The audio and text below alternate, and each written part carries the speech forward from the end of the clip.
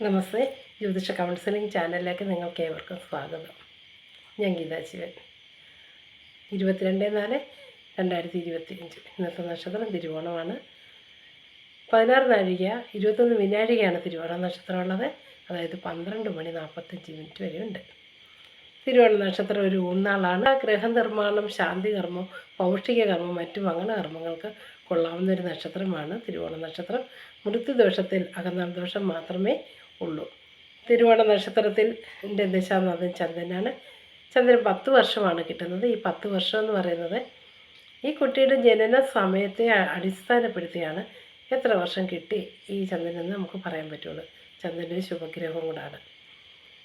അപ്പോൾ ഈ കുട്ടിയുടെ ദശാകാലങ്ങളെന്ന് വെച്ച് കഴിഞ്ഞാൽ ചന്ദ്രൻ 10 വർഷം, ചൊവ്വ 7 വർഷം, രാഹു 18 വർഷം, വ്യാഴം 16 വർഷം, ശനി 19, ബുധൻ 17, കേതു 7, ആദിത്യൻ 6 എന്നിങ്ങനെയാണ് ഈ ദശാകാലങ്ങൾ ഉള്ളത്. ഓക്കെ, ഇന്നത്തെ നക്ഷത്രം ഏതാണെന്ന് മനസ്സിലായല്ലോ. തിരുവോണ നക്ഷത്രം.